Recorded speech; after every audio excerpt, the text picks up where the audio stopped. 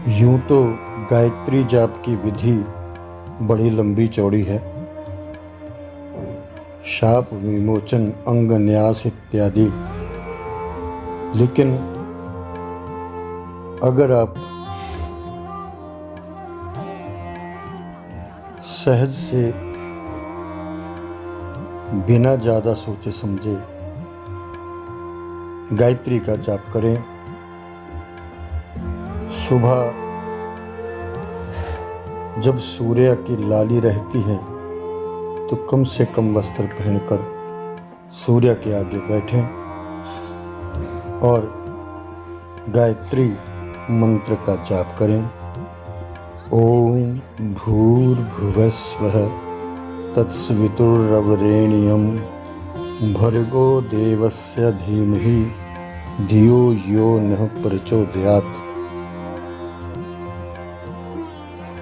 इस मंत्र की शुरुआत से पहले थोड़ा प्राणायाम। 3 प्रकार के प्राणायाम होते हैं: कुंभक, रेचक और पूरक।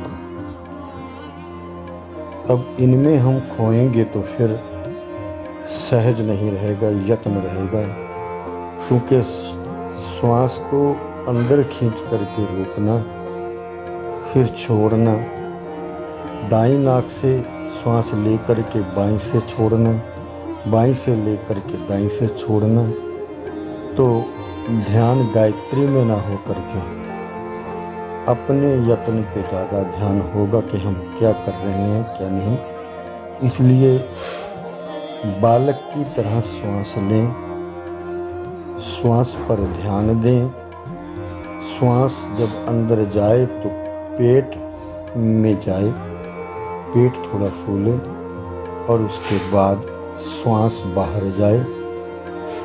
श्वास जब अंदर जाता है तो नासिका से होकर के गले में, कंठ में, क्योंकि हमारे मुख में हर समय थूक रस भरा रहता है, इसलिए वहाँ पर थोड़ी शीतलता आती है, उसको महसूस करें।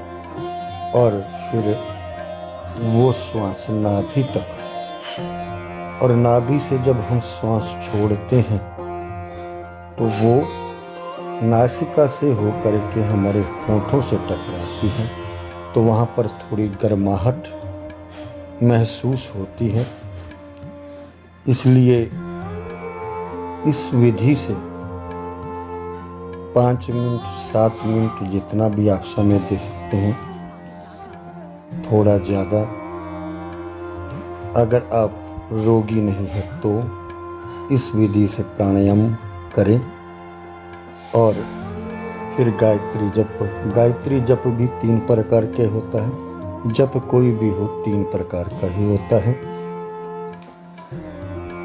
जिसको कहने के शब्द अलग अलग हैं। व्यवहारिक शरीर,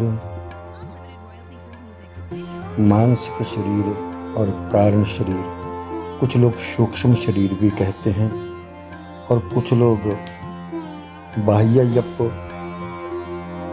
मानसिक जप और आंतरिक जप भी कहते हैं। तीनों प्रकार से जप जरूरी है, क्योंकि बाहर हमारा प्रभाव आना है, मन शांत होना है और आत्मा ने परम आत्मा से जुड़ना है। इसलिए एक माला बाह्य जप बोल करके जो दूसरे को सुनाई दे, वैसा करना चाहिए। आप महसूस करेंगे कि आपकी नाभि का, इस पूरे शरीर का केंद्र है नाभि। नाभि का जोर ज़्यादा लगेगा। नाभि का जोर लगेगा तो नाभि तंतु मजबूत होगा और खून का बहाव पूरे शरीर में बारीक से बारीक नाड़ी तक जाएगा। इसी प्रकार जब श्वास आप अंदर लेते हैं तो वो ऑक्सीजन भी शरीर के अधिक से अधिक क्षेत्र में जाती है, और जब आप छाती से ही मोड़कर ले जाते हैं तो शरीर के कुछ हिस्से को ही ऑक्सीजन मिलती है। जिससे शरीर रोगग्रस्त होता है। शरीर निरोग होगा तब ही हम ये आध्यात्मिक कर्म कर सकेंगे। इसलिए बाह्य जप के बाद 102 माला आंतरिक जप, मतलब आपकी जीवा हिले लेकिन आवाज बाहर ना आए, तो इसको आंतरिक जप कहते हैं। और इसके बाद आपकी जीवा भी ना हिले और आवाज भी ना आए, आपके अंदर कंटिन्यूटली जप शुरू हो जाता है। धीरे धीरे अभ्यास करने से, यत्न करने से नहीं, अभ्यास करने से।